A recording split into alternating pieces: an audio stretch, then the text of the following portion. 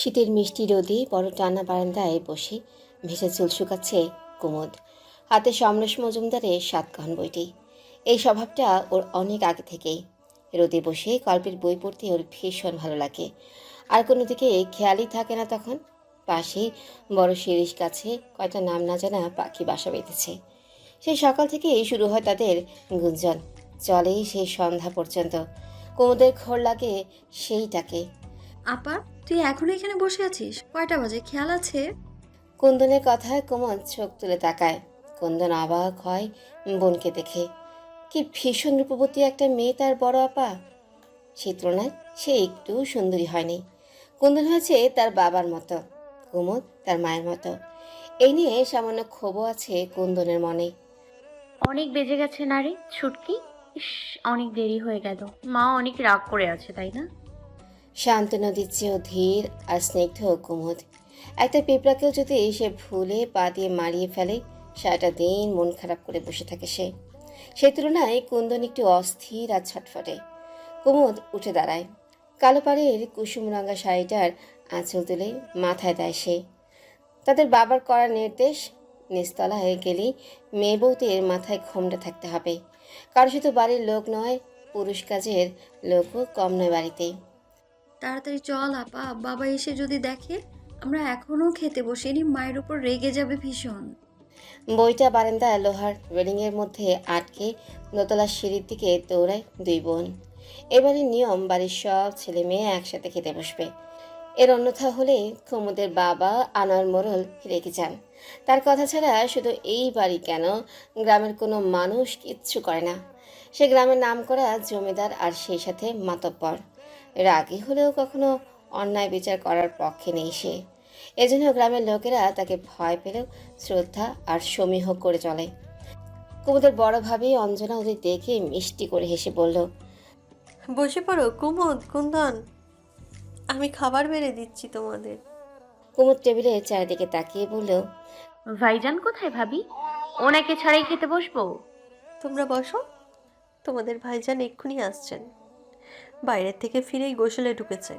কুমুদের মাকে আজ খুব খুশি খুশি লাগছে। কুমুদ ভ্রু কুচকে মায়ের দিকে তাকিয়ে বোঝার চেষ্টা করছে কি হয়েছে।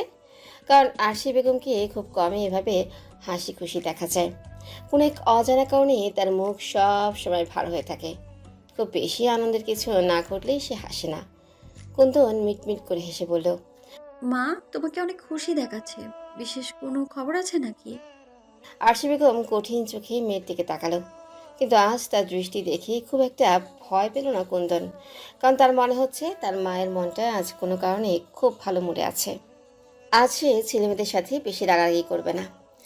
কুমুদের বড় ভাই সারোয়ার মোড়লের ব্যবসা আছে স্থানীয় গঞ্জে। বিশাল 3টা সবজির আড়ত তার। তাছাড়াও বাবার জমিদারি দেখে সে। বাড়িতে থাকার সময়ই হয় না বেশি তার। গামছা দিয়ে ভেজা চুল মুছতে মুছতে সারোয়ার এসে দাঁড়ায় ওদের পাশে। ওকে দেখে বোনেরা চুপ করে যায়। সারোয়ার তার বাবার মতো রাগী না, খুব হাসিখুশি একজন সুদর্শন পুরুষ, যার কথায় প্রেমেই পড়ে যায় মেয়েরা। তবুও কুমুদ কুন্দন দুজনেই খুব ভয় পায় ভাইকে। সে আশেপাশে থাকলে একটু চুপচাপ থাকার চেষ্টা করে তারা, কারণ শান্ত মানুষের রাগ সবচেয়ে ভয়ঙ্কর হয়।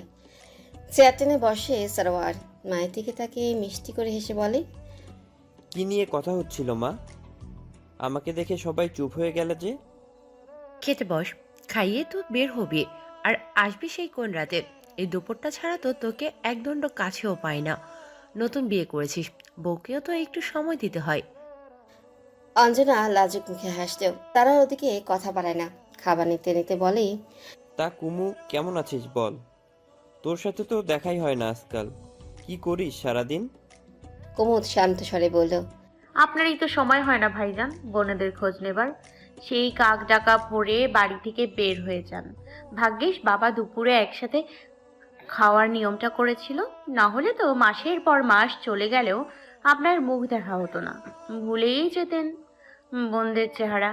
সারোর অবাক হয়ে একবার বোনের দিকে তাকায় আর একবার মায়ের দিকে। মা, তোমার মেয়ে তো ভালোই কথা শিখে গেছে। দুদিন আগেও তো মনে হয় পড়ে যে একটু ব্যথা পেলেই কি কান্নাটাই না কাঁদতো।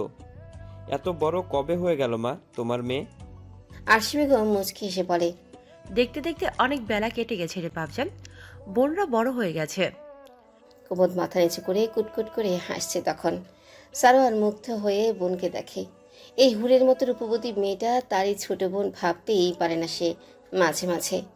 সৃষ্টিকর্তা যেন মেয়েটাকে কোনো কিছু দিতেই কমতি রাখেনি। রূপকথা রাজকন্যাদের যে রূপের বর্ণনা পাওয়া যেত বইতে, মেয়েটা যেন তার চেয়ে হাজার গুণে সুন্দরী। মাঝে মাঝে আনোয়ার মোড়ল মেয়েকে রাজকন্যা কুমুদপতি বলে ডাকে। তাহলে তো মেয়ে তোমার বড় হয়েই গেল, তাই না মা? আরশি বেগম উত্তর দেয় না, মনে মনে হাসতেই থাকে। আজ তার মনটা ভীষণ ভালো। রাজকন্যার জন্য 7 সমুদ্র 13 নদী পার করে এবার রাজপুত্র আসছে। রাজকন্যাকে নিয়েই আবার উড়াল দিবে। আমাদের ঘর অন্ধকার হয়ে যাবে এবার। কুমুদ হতভম্ব হয়ে ভাইয়ের দিকে তাকায়। তার হাত থেকে সবজির কাঁসার বাটি নিচে পড়ে ঠনঠন করে শব্দ হয়।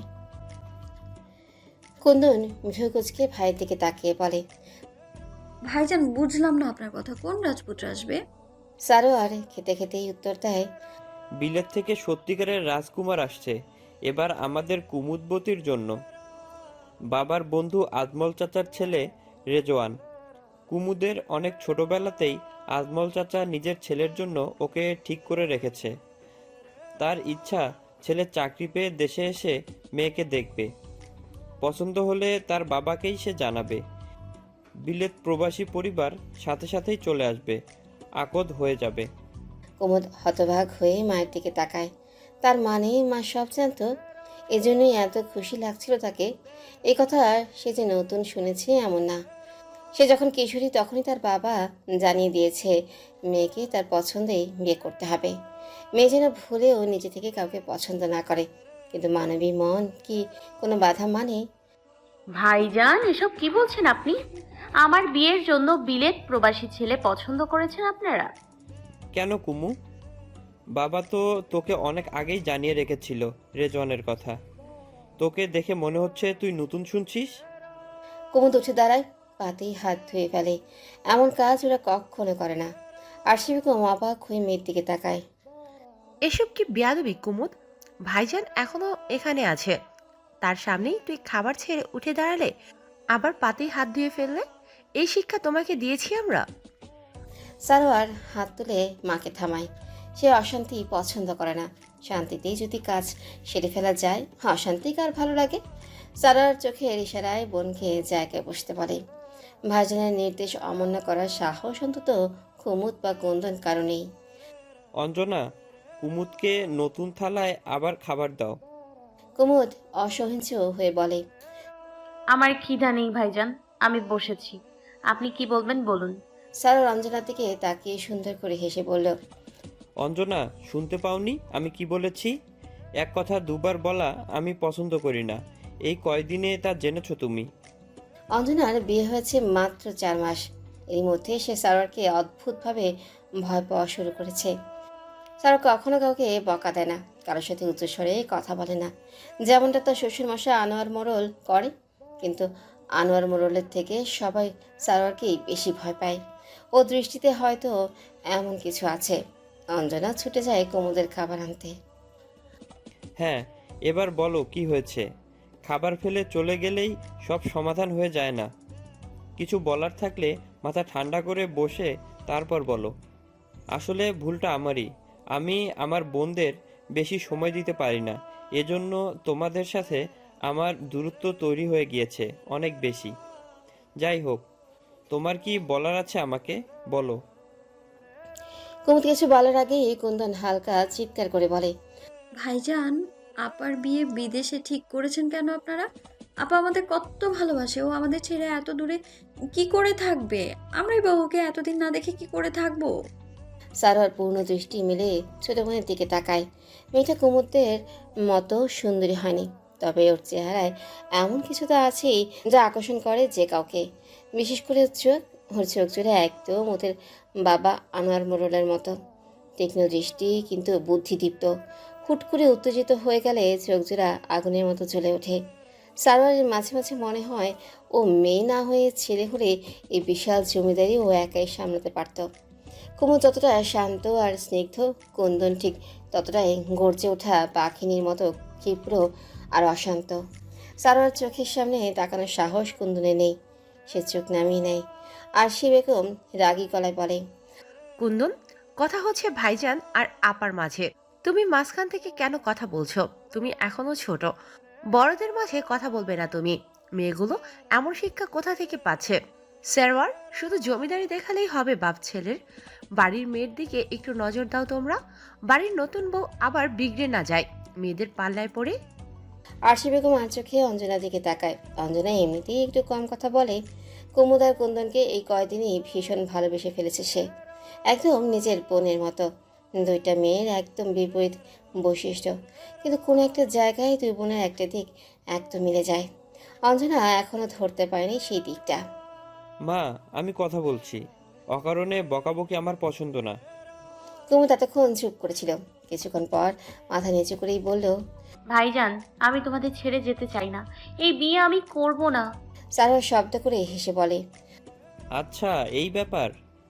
মেয়েরা বিয়ের আগে একটু এগুলো বলে। তুমি রেজওয়ানকে আগে দেখো। ওকে দেখলে, ওর সাথে কথা বললে ওর ব্যক্তিত্বের প্রেমে পড়ে যাবে তুমি। বিয়ে তো আজ হোক কাল তোমাকে করতেই হবে। তোমাকে, কুন্দনকে, সবাইকেই বাড়ি ছেড়ে চলে যেতে হবে। আর এটাই নিয়ম সমাজের। এই যে তোমার ভাবিও কিন্তু তার বাড়ির অনেক আদরের মেয়ে ছিল, তাকে বিয়ে করে চলে আসতে হয়েছে এ বাড়িতে। এখন আমরাই তার আপন। সে চাইলেও বাড়ির লোকদের সাথে দেখা করতে যেতে পারে না। আর বিলেত চলে যাওয়া মানে যে একেবারেই কখনো আমাদের সাথে দেখা করতে আসতে পারবে না এমন তো না। রেজওয়ান অবশ্যই তোমাকে প্রতি বছর একবার দেশে নিয়ে আসবে। আরশি বেগম মাঝখান থেকে বলল, আর মেয়েদের বিয়ের পর ঘন ঘন বাপের বাড়ি আসাটাও ভালো কথা না। বিয়ের পর শ্বশুরবাড়িকে আপন করে নিতে হয় মেয়েদের। রেজওয়ানের পরিবার সবাই তো বিলেতেই আছে। কুমুদ কিছু বলার জন্য উসখুস করে, কিন্তু সাহসই পায় না। মনে হচ্ছে কেউ তার গলা টিপে ধরে রেখেছে। একটা কথাও বের হচ্ছে না মুখ দিয়ে তার। আগামীকালই রেজওয়ান দেশে আসছে, আমাদের বাড়িতেই উঠবে। ওর সাথে কথা বলো, দুজনের মধ্যে আলাপ হোক। এখন যতটা খারাপ লাগছে, আস্তে আস্তে এতটা খারাপ লাগবে না। আমি তোমাকে কথা দিচ্ছি, ভালো লাগবে ওকে। কুমুদের অসম্ভব কান্না পাচ্ছে। সে যে অনেক আগেই অন্য কাউকে মন দিয়ে বসে আছে। হঠাৎ করে এ ধরনের কথা তাকে শুনতে হবে, আগে কখনো ভাবেনি সে। বাবা কান্না ঠেলে বেরিয়ে আসতে চায় গলা থেকে।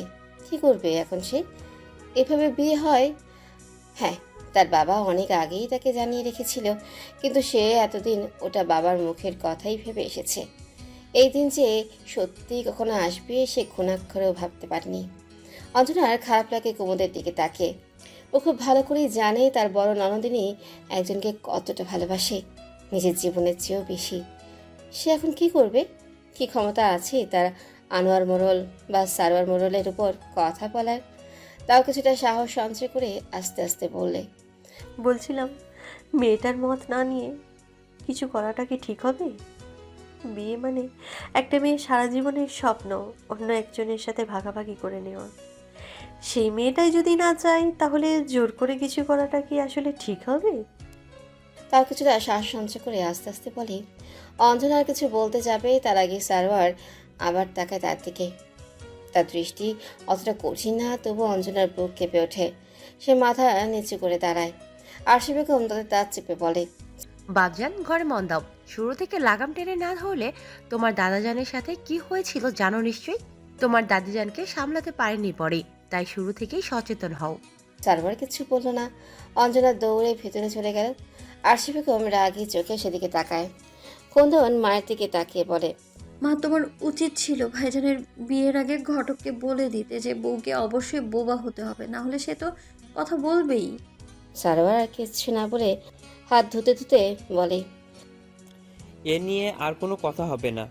কুমুদের যদি আর কিছু বলার থাকে, রাতে বাবা ফিরলে যেন বাবার সাথেই কথা বলে নেয়। আর মা, আগামীকাল রেজওয়ান আসছে। ও ছোট থেকে বিলেতে বড় হয়েছে।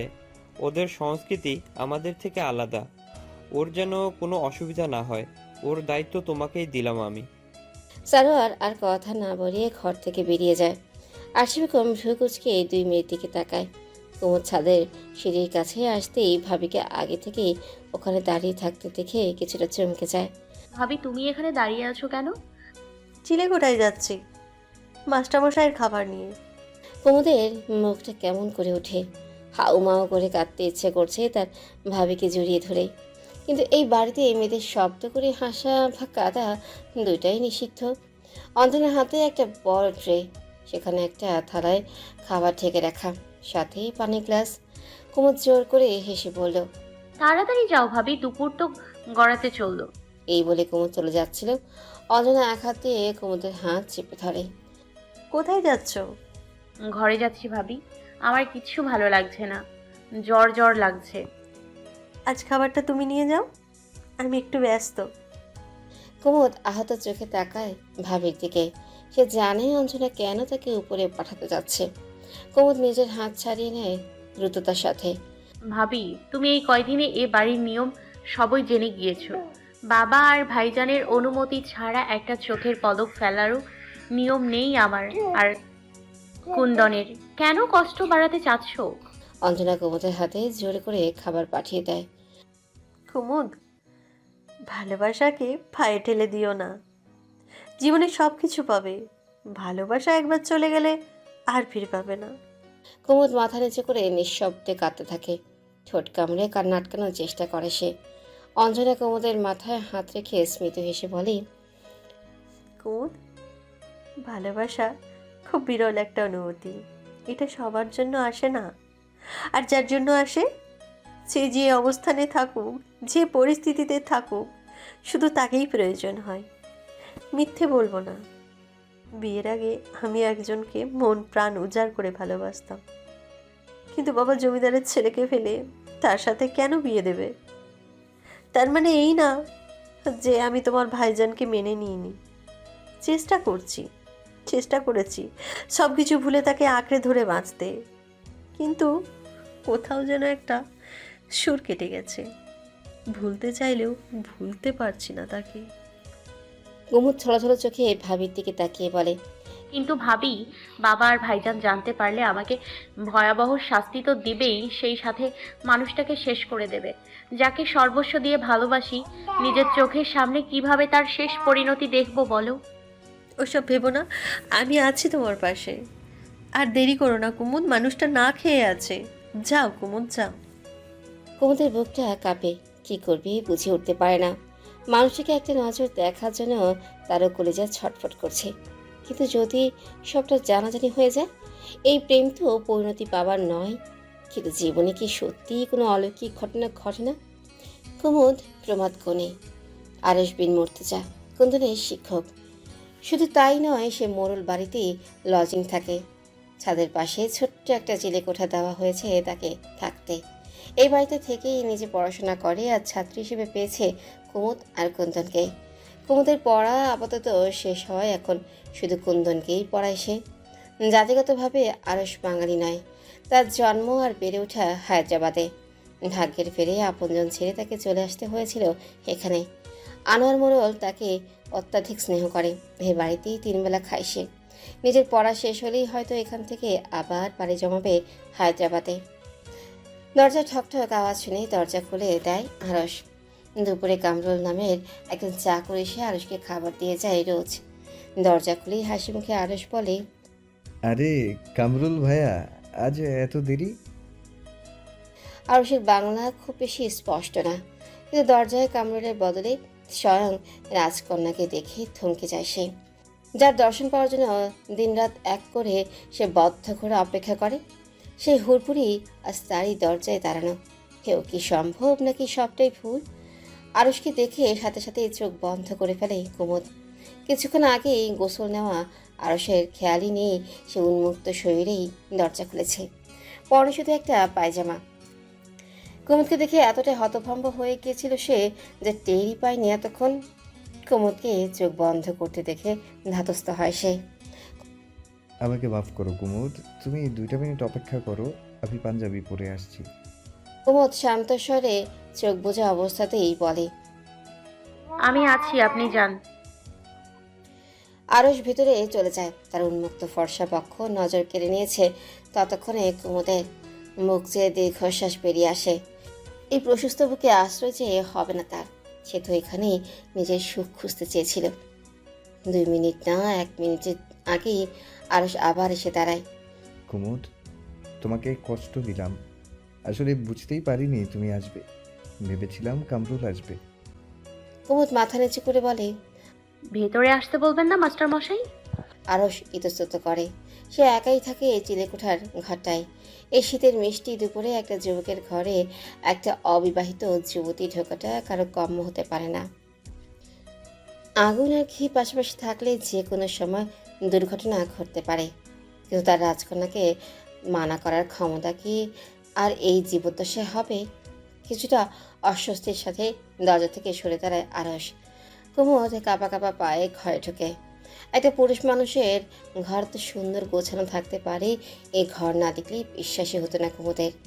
খাবারের ট্রেটা টেবিলে রাখতেই কুমুদের চোখ যায় টেবিলের উপর রাখা নতুন গল্পের বইয়ের দিকে। রবীন্দ্রনাথ ঠাকুরের চোখের বালি। নতুন বই দেখলে অভিভূত হয়ে যায় কুমুদ। এই পর্যন্ত তাকে গল্পের বইয়ের যোগান দেয় আরশ। কুমুদের পড়া হয়ে গেলে আবারও ফেরত দিয়ে যায়। বইটা হাতে নিয়ে উল্টে পাল্টে দেখে কুমুদ। মন ভরে ঘ্রাণ নেয় বইয়ের। নতুন বইয়ের পৃষ্ঠার গন্ধ মাতাল করা। তোমার জন্য এনে রেখেছি বইটা। কুন্দনকে পড়াতে যাওয়ার সময় ভেবেছিলাম নিয়ে যাব। তুমি এসেছো যখন নিয়ে যাও। কুমুদের কেমন যেন ঘোর লাগে। ফাঁকা ঘর, ভালোবাসার মানুষটা এত কাছে। কুমুদের খুব ইচ্ছা করে নিজেকে উজাড় করে দিতে। জীবনে একটু ভুল হলে খুব ক্ষতি হয়ে যাবে। পরক্ষণে নিজের ভাবনায় নিজের উপরই ঘৃণা হয় তার।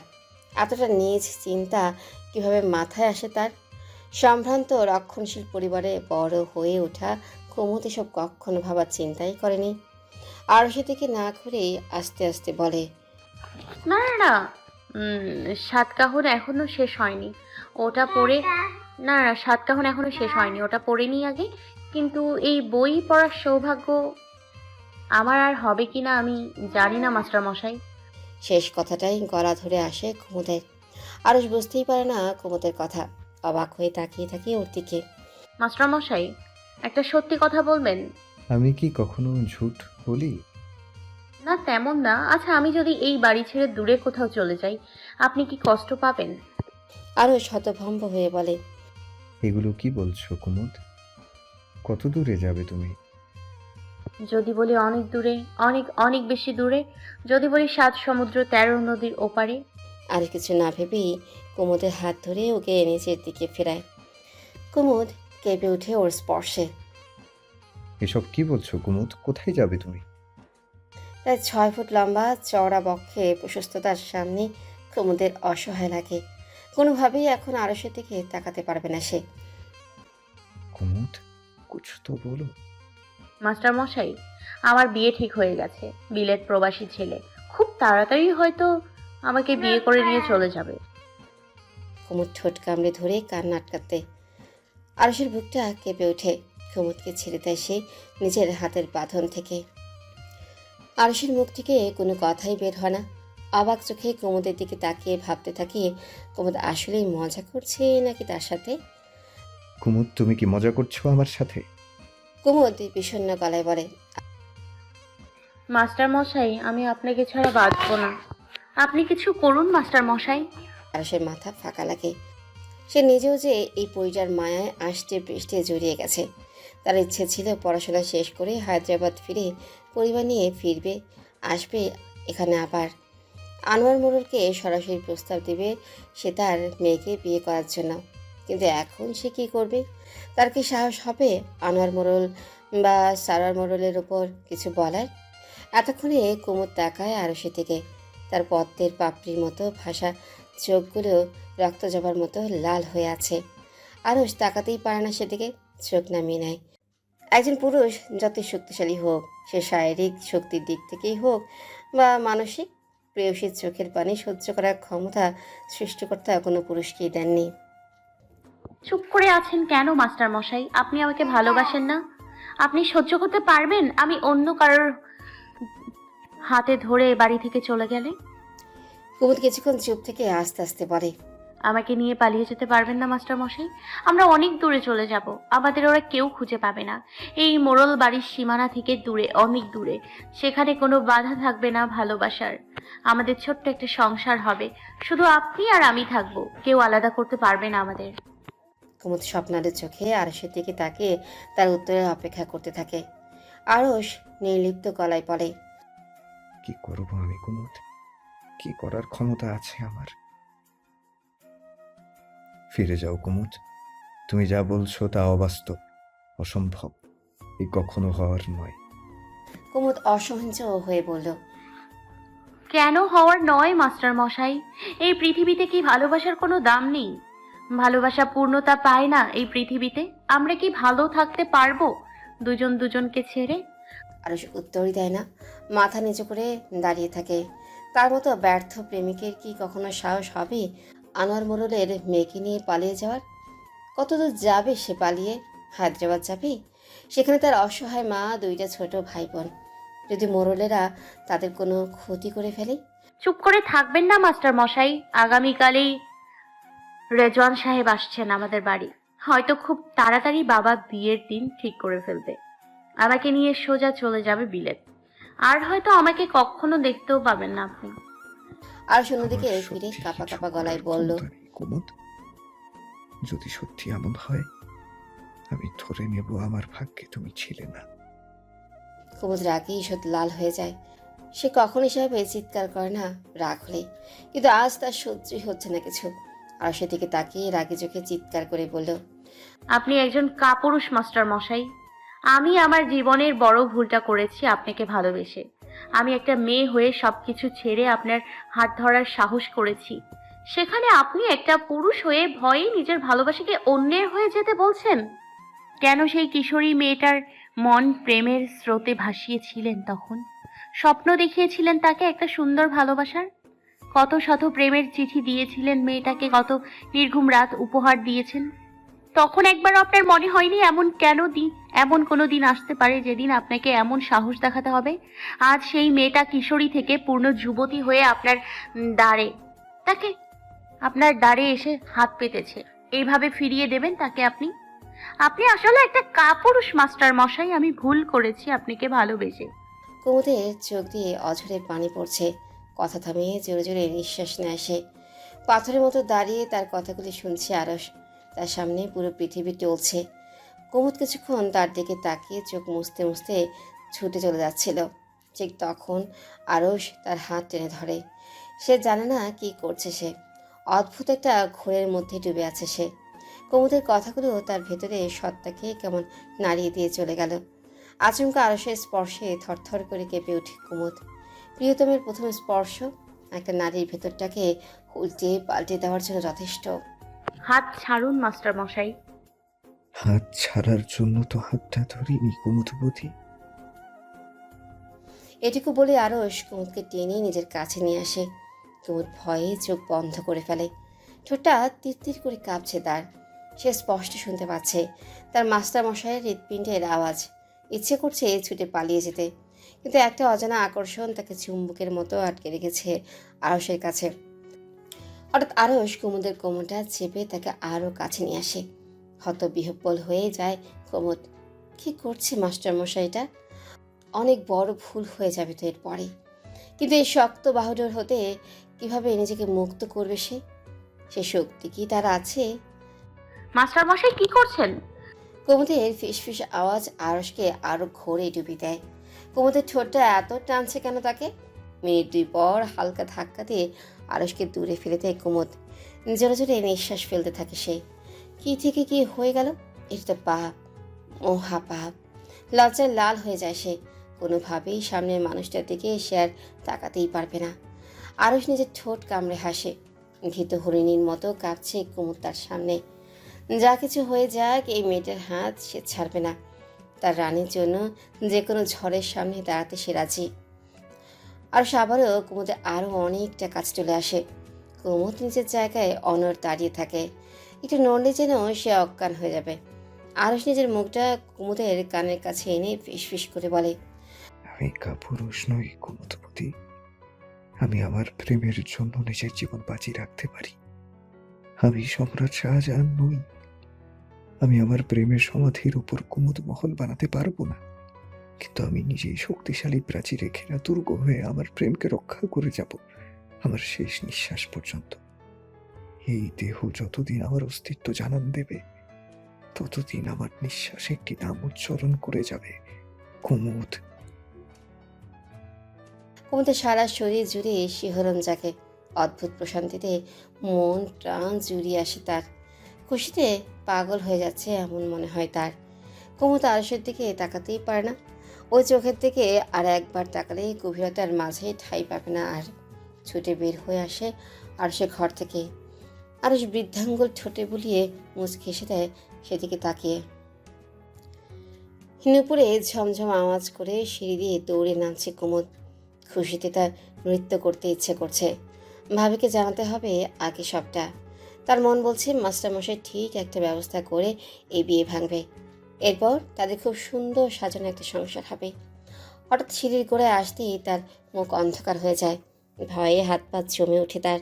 অজানা আশঙ্কায় বুক কাঁপেন কুমুদের। আরশি বেগম দাঁড়িয়ে আছে সেখানে কঠিন মুখে। কিন্তু মায়ের তো এখন দুপুরকালীন ঘুমের সময়, তার এখানে থাকার তো কথা না। তাহলে কি মা কিছু জানতে পারলো? এক পাও সামনে এগোতে পারে না সে। আরশি বেগম শীতল গলায় বলল, কোথায় গিয়েছিলে? কুমুদের একবার মনে হলো সে বলে ছাদের গাছগুলো দেখতে গিয়েছিল সে। অনেক ফুল ফুটেছে তো গাছে তাই। অনেক ফুল ফুটেছে তো গাছে তাই। কিন্তু মায়ের সামনে মিথ্যা বললে যদি ধরা পড়ে যায়, বা মা যদি আগে থেকে জানতে পারেন যে সে আজ মাস্টারমশাইকে খাবার দিয়ে এসেছে, তখন তো আরও বিপদ। সন্দেহ জোরালো হবে মায়ের। ভয় ভয়ে কুমুদ উত্তর দিল, মাস্টার মশাইয়ের খাবার দিতে গিয়েছিলাম মা চিলেকোঠার ঘরে। তুমি গিয়েছো কেন? প্রতিদিন তো কামরুল খাবার নিয়ে যায়, আজ তোমার যেতে হলো যে? মা ভাবি আজ নিয়ে যাচ্ছিল। আমাকে দেখে বলল উনি একটু ব্যস্ত তাই আমাকে নিয়ে যেতে। কিন্তু কি হয়েছে মা? আরশি বেগম উত্তর দেন না। ভ্রুকুচকি মেয়ের দিকে কিছুক্ষণ তাকিয়ে থাকেন। হয়তো কিছু বোঝার চেষ্টা করছে সে। না কিছু না, তবে মনে রেখো সামনে তোমার বিয়ে। এখন অযথা ঘোরাঘুরি করা ঠিক না। আর একজন অবিবাহিত যুবকের ঘরে তো একদমই যাওয়া উচিত না। নিজের ঘরে থাকার চেষ্টা করবে বেশিরভাগ সময়। কুমুদ মনে মনে স্বস্তি নিঃশ্বাস ফেলে। যাক, মা কিছু সন্দেহ করেনি। হালকা করে মাথা কাত করে সে। এখন যাও নিজের ঘরে। কুমুদ চলে যাচ্ছিল, হঠাৎ আবার তাকে থামায় আরশি বেগম। তোমার ঠোঁটটা এমন লাল কেন লাগছে কুমুদ? কুমুদ কেঁপে ওঠে। এখন কি করবে সে? মা কি কিছু বুঝে ফেলবে? কই না তো মা। কাছে এসো তো। কুমুদ কাঁপা কাঁপা পায়ে মায়ের পাশে দাঁড়ায়। মেয়ের ঠোঁটের কাছে হাত দিতেই চমকে ওঠে আরশি বেগম। জ্বরেতেও কাপ পড়ে যাচ্ছে মেয়ের। বোকামি কি বুঝতেই পারেনি নিজের জ্বর এসেছে? কুমুদ, তোমার শরীর তো আগুনের মতো গরম। এত জ্বর এসেছে কখন তোমার? আমাদের জানাওনি কেন? এজন্যই লাল হয়েছিল ঠোঁট, চোখ সব। বোকামি কি বুঝতেই পারেনি নিজের জ্বর এসেছে? কুমুদ একটা ঘোরের মধ্যে ছিল। সে নিজেও বুঝতে পারেনি কখন তার গায়ে এত জ্বর এসেছে। তাও বাঁচা গেল। মা ভেবেছে জ্বরের কারণে মুখ লাল ছিল তার। এখনই ঘরে গিয়ে শুয়ে পড়ো তুমি। আমি পানি নিয়ে আসি। মাথায় পানি দিতে হবে তোমার। বাবার ভাইজানকেও খবর পাঠাতে হবে। মা এত অস্থির হবে না তো। বাবা আর ভাইজান খুব দুশ্চিন্তা করবেন। দুশ্চিন্তা করার মতো কিছু হলে দুশ্চিন্তা করবে না? সারা জীবন কাজ আর কাজ করেই যাবে। মেয়েটা আজ বাদে কাল এই বাড়ি ছেড়ে চলে যাবে। আর অসুস্থতায় বাপ ভাই তো দুশ্চিন্তা করবেই। কুমুদ মাথা নিচু করে দাঁড়িয়ে থাকে। ওইদিকে আগামীকাল রেজওয়ান এসে পৌঁছাবে এখানে। তুমি জ্বর বাঁধিয়ে বসলে ছেলেটা এসে এই অবস্থায় দেখবে তোমাকে। কুমুদ বিষণ্ণ গলায় বলল, তোমার এত উদ্বিগ্নতার কারণ কি? আমার অসুস্থতা নাকি রেজওয়ান সাহেব এসে আমাকে এই অবস্থায় দেখবে সেটাই মা? আরশি বেগম একটু অস্বস্তি নিয়ে বলল, বেশি কথা বলো না কুমুদ। আমি আঞ্জানাকে পাঠাচ্ছি তোমার ঘরে। ও মাথায় পানি দিয়ে দেবে। আমি যাই তোমার বাবাকে খাবার পাঠানোর ব্যবস্থা করি। চুপচাপ ঘরে যেয়ে শুয়ে পড়ো। আরশি বেগম ব্যস্ততার সাথে বেরিয়ে যায়। কুমুদ নান হেসে ঘরের দিকে পা বাড়ায়। কুমুদ, তোমার জ্বর? জ্বর নিয়ে মিটমিট করে হাসছো তুমি? অঞ্জনার কথায় আবার লজ্জা পেয়ে হাসি কুমুদ। আজ তার অসম্ভব ভালো লাগছে। অদ্ভুত একটা সুখের পরশ বয়ে যাচ্ছে সারা শরীর জুড়ে। কীভাবে বুঝাবে এই ভালো লাগার উৎস সবাইকে? মাস্টারমশাই কি আবারও প্রেমে উৎসর্গ করেছে নাকি ননদিনী? কুমুদ শোয়া থেকে উঠে বসে, অঞ্জনার মুখ চেপে ধরে বলে। আসতে বলো ভাবি, মা যে কোনো মুহূর্তে চলে আসবে। অঞ্জনা হেসে বলে। কেউ আসবে না। এখন আমাকে বলো তো, তোমার এই খুশির কারণ কি? কথা হয়েছে বিয়ের ব্যাপারে ওনার সাথে? কি বললেন উনি? সব বলবো ভাবি, কিন্তু এখন না। তুমি আমাকে কথা দাও, তুমি আমার সাথেই থাকবে, যেভাবে হোক ভাইজানের হাত থেকে আমাদের বাঁচাবে তুমি। অঞ্জনা কুমুদের মাথায় হাত রেখে বলে। আমি আছি কুমুদ।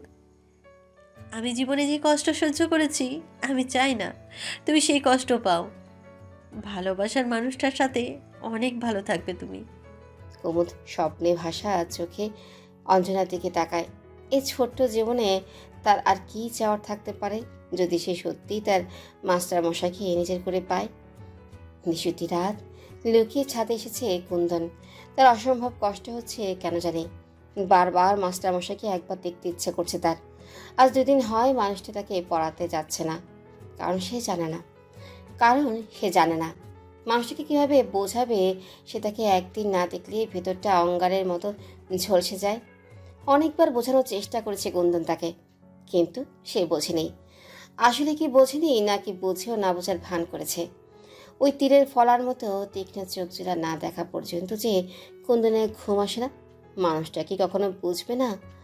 বারবার উকি দিচ্ছে সে ঘরের বাইরে থেকে। যদি একটা নজর দেখা যায়, যদি মানুষটা জ্যোৎস্না বিলাস করতে একটু ছাদে আসে, একবারই কি অসম্ভব কিছু? সে যে এখানে এসেছে তার বাবা বা ভাইজান যদি জানতে পারে, তাকে হয়তো জানেই মেরে ফেলবে। আশাটাকে নূপুর খুলে রেখে এসেছে সেই, যাতে শব্দ না হয়। কালো কাপড় দিয়ে মাথা ঢেকে এসেছে। এই উথাল পাথাল জ্যোৎস্নায় মনটা হু হু করে ওঠে তার। অনেকক্ষণ যাবৎ ঘরটার দিকে এক দৃষ্টিতে তাকিয়ে থেকে ছোট্ট একটা নিঃশ্বাস ফেলে কুন্দন। সে বুঝতে পারে আজও দেখা হবে না মাস্টার মশাইয়ের সাথে। ভারাক্রান্ত মনে ফিরে আসে সে নিজের ঘরে। তার খুব ইচ্ছে করে মানুষটার সাথে দূরে কোথাও হারিয়ে যেতে। এই চলতে ফিরতে বাধা দেওয়া জীবনটা থেকে অনেক দূরে পালিয়ে যেতে ইচ্ছে করে তার। একটা অদৃশ্য শিকল পরানো তাদের পায়ে। সবাই ভাবে কতই না সুখের জীবন মোড়ল বাড়ির মেয়েদের। হ্যাঁ, একদম যেন রূপকথার রাজকন্যা। কিন্তু একমাত্র তারা 2 বোনই জানে, এক ঘটি পানে গড়িয়ে খেতেও তাদের অনুমতি নিতে হয়। সেখানে নিজের পছন্দের কাউকে সারা জীবনের জন্য পেতে চাওয়াটা কত বড় অপরাধ। কুন্দনে বুক চিরে কান্না বের হয়ে আসে। উচ্চ শব্দে কাদাও তো আবার তাদের নিষেধ এ বাড়িতে। সকাল সকাল এমন শোরগোল পড়ে গেল মোড়ল বাড়িতে, যেন ডাকাত পড়েছে। হবে নাই বা কেন? এবারে এর হবু বড় জামাই আসছে, তাও আবার বিলেত ফেরত। বাড়ির প্রাচীরের ওপাশে বেশ বড় জটলা বেঁধেছে গ্রামবাসীর। সাহেবের মতো জামাই আসছে। সবাই উদ্গ্রীব হয়ে আছে তাকে দেখার জন্য। বড় মোড়ল সাহেব নিজে গিয়েছেন গাড়ি করে তাকে আনতে। ছোট মোড়ল মানে সারোয়ার আজ বাড়িতেই আছে, তদারকি করছে নিজে দাঁড়িয়ে সব আয়োজনের। বিন্দুমাত্র ত্রুটিও যেন না হয়। আরশকে ডেকে পাঠিয়েছে সারোয়ার। তার ইচ্ছে রেজওয়ানের কখন কি দরকার, সে যতদিন এই বাড়িতে থাকবে সব যেন আরশ দেখে। এই দায়িত্ব তাকেই দিতে চায় সারোয়ার। ছোট মোড়ল সাহেব, আমাকে ডেকেছেন আপনি? ও হ্যাঁ, মাস্টার মশাই যে। তা আছো কেমন? অনেক দিন তো দেখা হয় না তোমার সাথে, কথাও হয় না। ভালো আছি মোড়ল সাহেব, আপনি কেমন আছেন? আর বলো না মাস্টার মশাই, ভীষণ ব্যস্ততার মধ্যে আছি। এই যে দেখছো এত আয়োজন, আমার বোন কুমুদের হবু বর আসছে বিলেত থেকে, তার জন্যই করা হচ্ছে। একা সব দিক সামলাতে পারি না, আবার এর মধ্যে বোনটারও ভীষণ জ্বর। চমকে উঠে আরশ। কার জ্বর? কুমুদ না কুন্দনের? ভয় ভয়ে আরশ বলে। জ্বর এসেছে কার মোড়ল সাহেব? কুমুদের হঠাৎ করেই কাল থেকে আকাশ পাতাল জ্বর। এদিকে ওর হবু বর আসছে। কি যে হবে কিছুই বুঝতে পারছি না। আরোহী ইচ্ছে করছে সব ছুঁড়ে ফেলে দিতে, চিৎকার করে বলতে ইচ্ছে করছে কে ওর হবু বর না, কুমুদ শুধু আমার। ওর জ্বর এসেছে শুধু বিরহের যন্ত্রণায়। কেন বুঝতে পারছেন না আপনারা? নিজেকে সামলায় সে। তার প্রাণপ্রিয় প্রেয়সী জ্বরে কাতরাচ্ছে, আর এদিকে এত আয়োজন হচ্ছে। সব কিছু অসহ্য লাগে তার। তা শোনো মাস্টার মশাই, তোমাকে যে কারণে ডেকেছি, এই কদিন কুমুদের তোমার পড়াতে আসা লাগবে না। তোমাকে আরেকটা দায়িত্ব আমি দিব। আমার অনুরোধ থাকবে তোমার কাছে। অনুরোধ কেন বলছেন মোরল সাহেব? আদেশ করুন। রেজওয়ান মানে কুমুদের হবু বরের দেখভাল তুমি করবে। ওর কখন কি দরকার, সুবিধা অসুবিধা সব তোমাকে দেখতে হবে। আর আমি জানি এই দায়িত্ব তুমি যেভাবে পালন করতে পারবে আর কেউ সেভাবে পালন করতে পারবে না। আরস তাদের দাঁত চেপে নিজেকে সামলায়। ইচ্ছে করছে সব ছেড়ে ছুড়ে এখনই কুমুদকে নিয়ে পালিয়ে যেতে। সহ্য হচ্ছে না তো কিছু তার। কোনো পুরুষের পক্ষে কি এটা সম্ভব তার প্রেয়সীর হবু বরের দেখভালের দায়িত্ব নেওয়া? আরসকে চুপ থাকতে দেখে সরোয়ার বলে, তুমি পারবে না মাস্টার মশাই? আরও জানে মোরল সাহেবেরা কিছু বলে তাও অনুরোধ না, আদেশই করে তারা। সে আদেশ অমান্য করার সাহস কারো নেই। পারবো মোরল সাহেব। সরোয়ারের মুখে হাসি ফুটে ওঠে। আরসের কাঁধে হাত রেখে বলে, আমি জানতাম তুমি রাজি হবে। দোতলা বারান্দা থেকে এক দৃষ্টিতে উঠোনে তাদের দিকে তাকিয়ে আছে কুমুদ। তার ভয় ভয় করছে। তাহলে কি মাস্টার মশাই তার ভাইজানকে তাদের ব্যাপারে কিছু বলে দিল? কি কথা হচ্ছে তাদের মধ্যে এত? ভাইজানের মুখ দেখে তো মনে হচ্ছে না এমন কিছু মাস্টার মশাই বলেছে। তাহলে কি কথা থাকতে পারে তাদের মধ্যে? বিশাল বসার ঘরে বসানো হয়েছে রেজওয়ানকে। তার চোখে মুখে একরাশ কৌতূহল। ঘুরে ঘুরে তাকিয়ে সব দেখছে সে। এর আগেও এই বাড়িতে এসেছে সে। কুমুদ তখন মাত্রই শৈশব পেরিয়ে কৈশোরে পা দিয়েছিল। তখন থেকেই তাকে মনে ধরে যায় রেজওয়ানের। এতগুলো বছর সে অপেক্ষা করেছিল কুমুদকে কাছে পাওয়ার। আরশি বেগম আর অঞ্জনা ছুটে ছুটে বেড়াচ্ছে খাবার নিয়ে। এটা ওটা ধরছে রেজওয়ানের মুখের সামনে। কোনো কাজের লোক নয়, তারা নিজেরাই আপ্যায়ন করতে চায় রেজওয়ানের। এমন সাহেবের মতো জামাই হবে তার ভাবতেই আরশি বেগমের চোখে পানি চলে আসে। রেজওয়ান তেমন কিছু খাচ্ছে না, একটু বিরক্ত লাগছে তার। কুমুদকে দেখতে ইচ্ছে করছে শুধু। আনোয়ার মোড়ল আর সারোয়ার দুইজনই বসে আছে রেজওয়ানের দুই পাশে। তা বাবা রেজওয়ান, এখানে কি তোমার খারাপ লাগছে? নিজের ঘরে বিশ্রাম নেবে তুমি? রেজওয়ান আনোয়ার মোড়লের দিকে তাকিয়ে বলল, একটু বিরক্ত লাগছে চাচাজান। আসলে বাঙালিদের এত সংস্কৃতি আমার ঠিক পছন্দ হয় না। এই যে চাচি আর ভাবি শাড়ি পরে মাথায় এত বড় ঘোমটা দিয়ে ঘুরে বেড়াচ্ছে, এগুলো দেখতে কেমন অস্বস্তি লাগছে। কুমুদও কি এভাবেই চলাফেরা করে? তাহলে নিজেকে পরিবর্তন করতে হবে ওখানে যেয়ে। লন্ডনে কেউ এভাবে চললে সবাই হাসাহাসি করবে। সবাই হতবাক হয়ে যায় রেজওয়ানের কথা শুনে। প্রথম দিনেই কোনো ছেলে হবু শ্বশুর বাড়িতে এসে এইভাবে কথা বলতে পারে? এইভাবে কথা বলা শিখেছে সে। আর সে নিজেও তো বাঙালি, না হয় ছোট থেকে বিলেতে বড় হয়েছে। তার মানে তো নিজের সংস্কৃতিকে ছোট করতে পারে না সে। সেখানে উপস্থিত আরস নিজেও দুই হাত মুষ্টিবদ্ধ করে নিজের রাগ সামলায় সে। কুমুদকে পরিবর্তন করাতে চায়ও, এত বড় সাহস ওর! আনোয়ার মোড়ল পরিস্থিতি সামলাতে জোর করে হেসে বলল, সে দেখা যাবে। তুমি অনেক দূর থেকে এসেছো, গোসল করে নাও। একসাথে খাবো আমরা সবাই। এরপর নিজের ঘরে বিশ্রাম করবে তুমি। আগে কুমুদকে ডাকুন চাচাজান, ওর সাথেই তো দেখা হলো না। নাকি আমি ওর ঘরে যাব? আনোয়ার মোড়ল আর সারোয়ার পরস্পর মুখ চাওয়াচাই করে। তারা ভাবতেই পারছে না বাড়ির একটা ছেলে তাদের বাড়ির মেয়ের ঘরে যাবে। এটাও সম্ভব? অঞ্জনা আর চোখে আরসের দিকে তাকায়। আরস চোখ মুখ শক্ত করে রেখেছে, যে কোনো সময় যেন কিছু একটা বলে বসবে। যে রাগে লাল হয়ে আছে তার মুখ। রেজওয়ান ভাই, তুমি আগে গোসল করো। আমার বোন আসবে তোমার সাথে দেখা করতে। তুমি ভেবো না, আর ও তো তোমারই হবু স্ত্রী। এতদিন যখন অপেক্ষা করেছো, আর একটু সময় অপেক্ষা করো। আনোয়ার মোড়ল সবাইকে আগেই মানা করেছিল কুমুদের জ্বরের কথা রেজনকে না বলতে। তাই সারোয়ার কথা বাড়ায় না ওদিকে। অনিচ্ছার সাথে উঠে দাঁড়ায় রেজওয়ান। এসব সংস্কৃতি একদম ভালো লাগে না তার। বাড়ির একজন সদস্য যে কিনা তার হবু বউ, তার সাথে দেখা করার জন্য এত কথা বলতে হবে কেন? লন্ডনে তো এমন কিছুই হয় না। অজপাড়া গায়ের মেয়েগুলো বেশ সংস্কারী হয়। এসব রেজওয়ানের পছন্দ নয়। বিরক্তির সাথে উপস্থিত সবার দিকে তাকায় সে। হঠাৎ আরশের দিকে তাকিয়ে ভ্রু কুঁচকে বলে, আপনাকে তো চিনলাম না। সারোয়ার একটু হেসে এগিয়ে এসে বলে, ও আরশ বিন মুর্তুজা আমাদের বাড়িতেই থাকে। ওর আসল বাড়ি হায়দ্রাবাদে। এখানে থেকে নিজে পড়াশোনা করে আর কুন্দুদের পড়ায়। আগে কুন্দুদেরকেও পড়াতো। আজ থেকে তোমার যা যা লাগবে ওকে বলবে। ওকে আমি দায়িত্ব দিয়েছি তোমার দেখভালের। আরশ এখনো কঠিন মুখে দাঁড়িয়ে আছে। রেজন সেদিকে তাকিয়ে মুচকি এসে বলল, আমার যা দরকার আমি নিজেই তার ব্যবস্থা করে নিতে পারবো। তার জন্য হায়দ্রাবাদের শিক্ষকের কোনো সাহায্য আমার প্রয়োজন হবে না। আরশ অদ্ভুত চোখে রেজওয়ানের দিকে তাকায়। রেজওয়ান সে দৃষ্টি উপেক্ষা করে বের হয়ে যায় ঘর থেকে। ছাদের কার্নিশে কিনারায় ঘেঁষে দাঁড়িয়ে আছে কুমুদ। তার সামনে বুকে হাত পিঠে তার দিকে এক দৃষ্টিতে তাকিয়ে আছে রেজওয়ান। আর যাই হোক, বাঙালি মেয়েদের সৌন্দর্যের কথা তাকে স্বীকার করতেই হবে। মনে হচ্ছে দিনের বেলাতেই এক ফালি চাঁদ উঠে তার সামনে দাঁড়িয়ে আছে। রেজওয়ান পলক ফেলতেই পারে না। প্রচণ্ড জ্বরে কাঁপছে কুমুদ। তার নাকের টাকা লাল হয়ে আছে। বাবার আদেশ, রেজওয়ানের সাথে কথা বলতে হবে এখনই।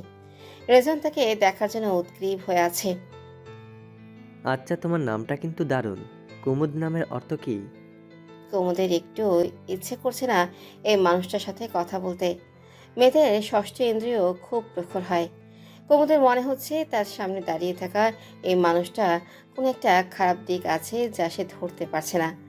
যদিও সে এখনও তার সাথে কোনো অসভ্যতা করেনি, যথেষ্ট ভদ্র ব্যবহার করছে। তা কুমুদের মনে হচ্ছে কোথাও একটা সমস্যা তো আছে। মাথা নিচু করে কুমুদ উত্তর দেয়, কুমুদ অর্থ শ্বেতপদ্ম। তবে নামটার আরো একটা ভাবার্থ আছে। যে কখনো অন্যায়ের সাথে আপোষ করে না, যার শির সর্বদা উঁচু থাকে, আর যে কখনো ঝুঁকি নিতে ভয় পায় না। রোজান বেশ মুগ্ধ হয়। তার ধারণা ছিল বাঙালি মেয়েরা, বিশেষ করে যাদের বেড়ে ওঠা গ্রামাঞ্চলে, তারা গুছিয়ে কথা বলতে পারে না। রোজান বেশ রোমাঞ্চিত হয়। বাহ, তোমার কথা বলা ভঙ্গিটা বেশ সুন্দর। কিন্তু আসলে তোমার নামের সাথে তোমার মিল আছে। তুমি একটা ফুটন্ত শ্বেতপদ্মের মতোই কোমল আর সুন্দর। কুমুদ উত্তর দেয় না। তার শরীরে প্রবল উত্তাপ সে টের পাচ্ছে। জ্বর বাড়ছে ক্ষণে ক্ষণে। কিন্তু ভাইজানের করার নির্দেশ, কোনোভাবেই রেজনের সামনে বলা যাবে না জ্বরের কথা। সে তো ইচ্ছে করে জ্বর বাঁধায়নি। এত লুকোচুরি কিসে? কুমুদের মাথায় আসে না। আমার কিন্তু বাংলা কথা বলার অভ্যাস নেই যদিও, তবুও চেষ্টা করছি বাংলাতে কথা চালিয়ে যাওয়ার। বাংলা কথা না বললে তোমরা আবার বুঝবে না আমার কথা। কুমুদ ঝট করে রেজনের দিকে তাকায়। তার চোখ জোড়ায় আগুন খেলা করে। রেজনে চোখ আড়ায় না। রেজওয়ান সাহেব, আপনি নির্দ্বিধায় আমার সাথে ইংরেজিতে কথা বলতে পারেন। আমি ইংরেজি সাহিত্যে গ্রাজুয়েট করেছি। আমি আমি উইলিয়াম শেক্সপিয়ারের হ্যামলেট, রোমিও জুলিয়েট পড়েছি।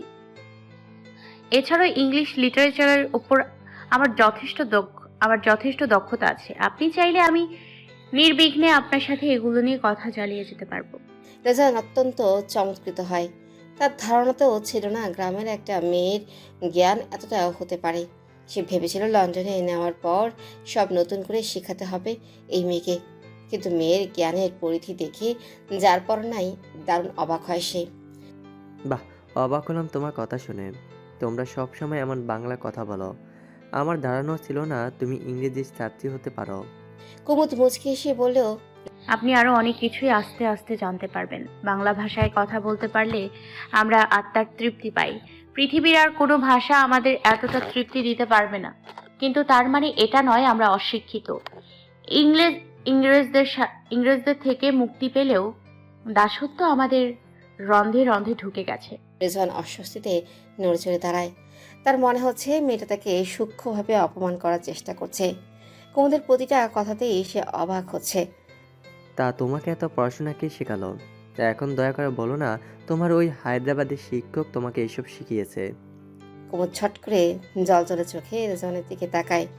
তার বারুদের মতো জ্বলে ওঠা অক্ষি যুগল দেখে রেজন থতমত খেয়ে যায়। হ্যাঁ, মাস্টার মশাই আমাকে শিখিয়েছে। ওনার কাছে থেকে গল্পের বই পড়া শিখেছি আমি। দেশি বিদেশি সব লেখকের বই উনি আমাকে যোগান দিন। আর যাকে হায়দ্রাবাদী শিক্ষক বলছেন, উনিও ইংরেজি সাহিত্যের মাস্টার্স করেছেন। এখন উনি পড়াশোনার পাশাপাশি ইংরেজিতে বইও লিখছেন। এছাড়াও একটা ইংরেজি পত্রিকার সম্পাদক হিসেবেও তিনি কাজ করছেন। তাই নাকি? শুনে অবাক হলাম। এমন আজ পোড়া গায়ে এতটা শিক্ষিত কেউ থাকতে পারে আমার চিন্তা তো ছিল না।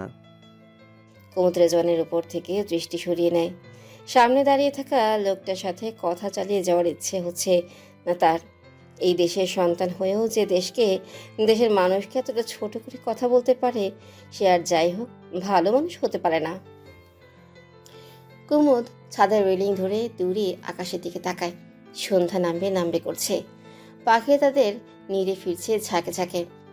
সেদিকে তাকিয়ে উদাস গলায় কুমুদ পড়ে, নিজের চিন্তার পরিসরকে বড় করুন রেজওয়ান সাহেব।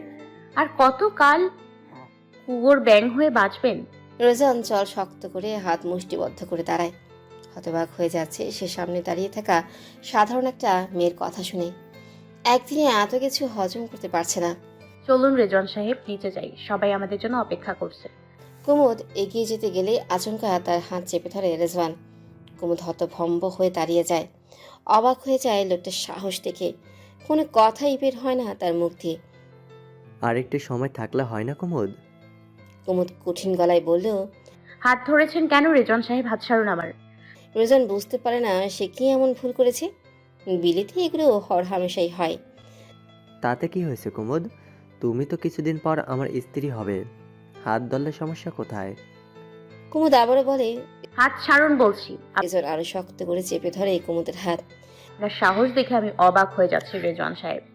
আপনাকে হাত ছাড়ার কথা বললাম, আপনি আরো শক্ত করে চেপে ধরছেন। বাড়াবাড়ি করো না কুমুদ। এখানে সাহসে কি দেখলে তুমি? আমার সাহস আরও কত দূর বাড়তে পারে তার নমুনা এখনো তুমি দেখোনি। তুমি আমার হবু স্ত্রী, আমি তোমার হাত ধরতেই পারি। কুমুদ নিজের সমস্ত শক্তি দিয়ে হাত ছাড়ানোর চেষ্টা করে, কিন্তু এমন শক্তিশালী একজন পুরুষের সাথে কিভাবে পারবে সে? আরে বিদেশি সাহেব যে, সন্ধ্যা তো হয়েই গেল, এখনো ছাদে যে আপনারা? হঠাৎ আরশের কথা শুনে রেজওয়ান কুমুদের হাত ছেড়ে দেয়। ছাড়া পেয়ে কুমুদ হাঁপাতে হাঁপাতে সিঁড়ির দিকে চলে যায়। সেদিকে একবার অগ্নি দৃষ্টি দিয়ে রেজওয়ান আরশের দিকে তাকায়। বিরক্তির সাথে বলে, আপনি এখানে কি করছেন হায়দ্রাবাদি মাস্টার মশাই? আমি আমার হবু স্ত্রীর সাথে এখানে কথা বলছি, আপনি মাঝখান থেকে কথা বলার কে? আরশ দুই হাত মুষ্টিবদ্ধ করে নিজের রাগ সামলায়। যে কোনো পুরুষের সামনে অন্য কোনো পুরুষ তার প্রেয়সীর হাত ধরে তার ভিতরে আগুন লেগে যাওয়ার কথা। আরো শান্ত হতে পারছে না। আপনি হয়তো জানেন না বিদেশি সাহেব, আমি চিলেকোঠার ঘরেই থাকি, তাই না চাইলেও আপনাদের কার্যকলাপ আমার চোখে পড়ে যাওয়ার কথা। রেজওয়ান আরশের একদম কাছাকাছি এসে বলে, এরপর থেকে কিছু দেখলেও না দেখার ভান করে থাকবেন, এটাই আপনার জন্য ভালো হবে। আরশ স্থির দাঁড়িয়ে থাকে। রেজওয়ান নিজেকে কিছুটা সামলে নেয়। অযথা বাড়ির লজিং মাস্টারের সাথে ঝামেলা যে কি লাভ? কোথায় সে আর কোথায় পরের বাড়িতে আশ্রিত ভিনদেশি শিক্ষক? রেজওয়ান হালকা হেসে বলল, কুমুদের কাছে শুনলাম আপনি নাকি ইংরেজি সাহিত্যে মাস্টার্স করছেন, আবার ইংরেজিতে বইও লিখছেন, সত্যি নাকি? রেজওয়ান ভ্রু কুঁচকে কিছু একটা ভেবে বলে, দাবায় দক্ষতা কতটা? আরশ বাঁকা চোখে রেজওয়ানের দিকে তাকিয়ে মুচকি হেসে বলে, চেকমেট। রাতের খাবারের পর বৈঠকখানে তাহলে দেখা হচ্ছে। তবে তাই হোক। আরশের দিকে তাকিয়ে একটা বাঁকা হাসি দিয়ে সিঁড়ি দিয়ে নেমে যায় রেজওয়ান। দাবায় গোল্ড মেডেল পাওয়া রেজওয়ান মনে মনে হেসে বলে, আমার হবু স্ত্রীর সাথে কথা বলার সময় বিরক্ত করার শাস্তি এবার তুই পাবি হায়দ্রাবাদের শিক্ষক। এমন হেনস্থা করব তোকে, আজ করব মেয়েদের সামনে, মুখ দেখাতেও পারবি না আর ওদের। বাইরে অঝরে বৃষ্টি নেমেছে, মাঝে মাঝে বিজলি চমকাচ্ছে। এমন তুফান আগে খুব কম দেখেছে এই এলাকার মানুষ। বন্যার মতো পানি উঠছে নিচু এলাকায়। জমিদার বাড়িতেই শুধু বিদ্যুৎ এই এলাকায়।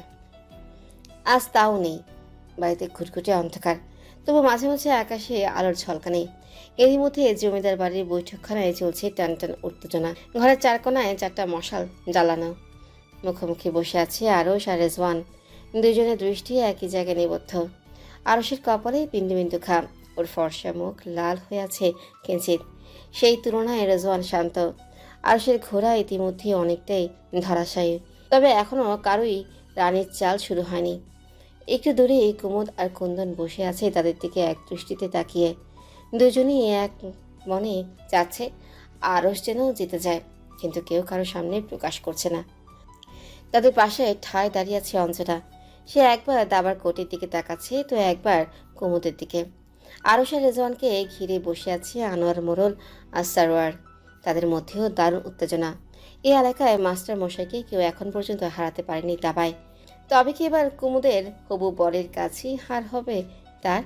কেউ কোনো কথাই বলছে না। সবার মধ্যে উত্তেজনা। সব মিলিয়ে পুরো ঘর জুড়ে একটা রোমাঞ্চকর পরিবেশ।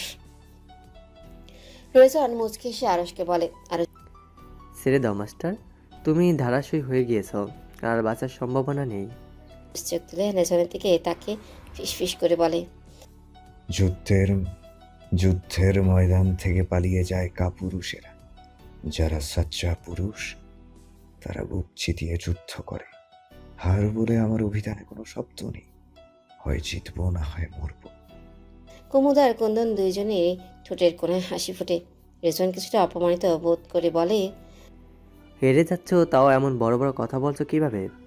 ভাঙবে তবু মস্কাবে না। দেখুন, আমার রানী এখনো আমার কাছে আছে।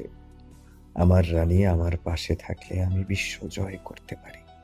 কুমুদের শরীরে অদ্ভুত একটা শিহরণ বয়ে যায়। তার ইচ্ছে করছে ছুটে যেয়ে মাস্টারমশাইকে জড়িয়ে ধরতে। অনেক কষ্টে নিজের ইচ্ছেটাকে দমিয়ে রাখে। একটা রানী দিয়ে কি করবে তুমি মাস্টার? আগে দেখো রানীকে বাঁচাতে পারো কিনা। আমার রানীকে ছোঁয়ার আগে এই দুর্গকে মোকাবেলা করতে হবে সাহেব। দেখি ভেঙে দেখান আগে আমার এই দুর্গের প্রাচীর। রোজান অবাক হয়ে দেখে হঠাৎ কখন আরস নিজের সুবিধায় করে ফেলেছে খেলা। উল্টো চাল দিয়ে রেজওয়ানকেই ধরাশায়ী করে ফেলেছে অনেকটা। উত্তেজনায় ঘেমে উঠে সে। আরস আর চোখে কুমুদের দিকে তাকায়। জ্বরে কুমুদের ঠোঁট লাল হয়ে আছে। সেদিকে তাকিয়ে নিজের মধ্যে শক্তি অনুভব করে আরস।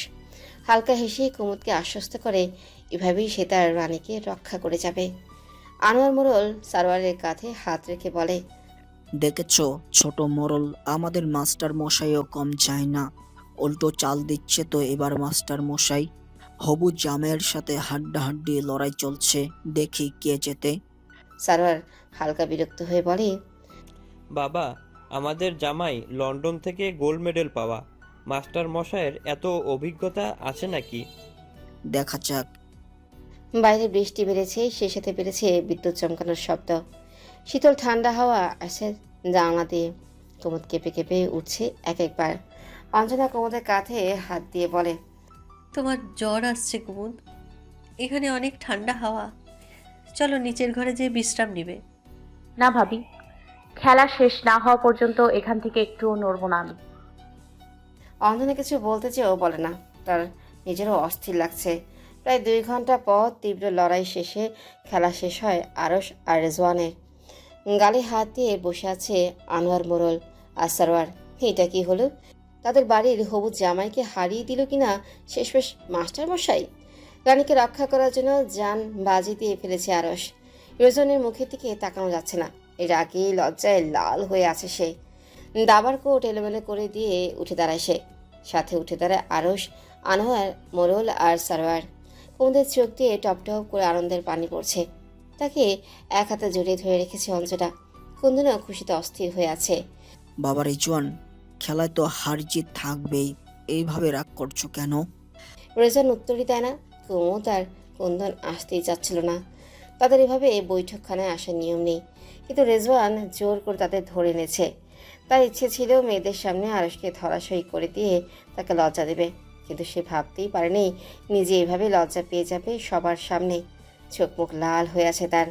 সারোয়ার পরিস্থিতি স্বাভাবিক করার জন্য হালকা হেসে বলল, ভাই রেজওয়ান, যাই বলো, তুমি কিন্তু দারুণ খেলো। আমি তো অবাক হয়েছি তোমার খেলা দেখে। আমি তো অবাক হয়ে তোমার খেলা দেখছিলাম। নেহাত আজ ভাগ্যটা আমার সাথেই ছিল না। আগামীকাল না হয় আবার খেলবো, তোমরা নিশ্চয়ই জিতবে তুমি। রোজান কঠিন চোখে আরশের দিকে তাকায়। আরশের শান্ত মুখ তাকে আরও রাগিয়ে তুলছে। সে আরও অবাক হয়ে খেয়াল করে আরশের পেছনেও কুমুদ হাসছে। কুমুদের হাসিটা সহ্য হয় না রেজওয়ানের।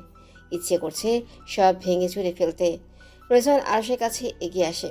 ওর একদম কাছাকাছি এসে ওর চোখে চোখ রেখে বলে, দেখে তুমি কয়দিন তোমার রানীকে রক্ষা করতে পারো মাস্টারমশাই।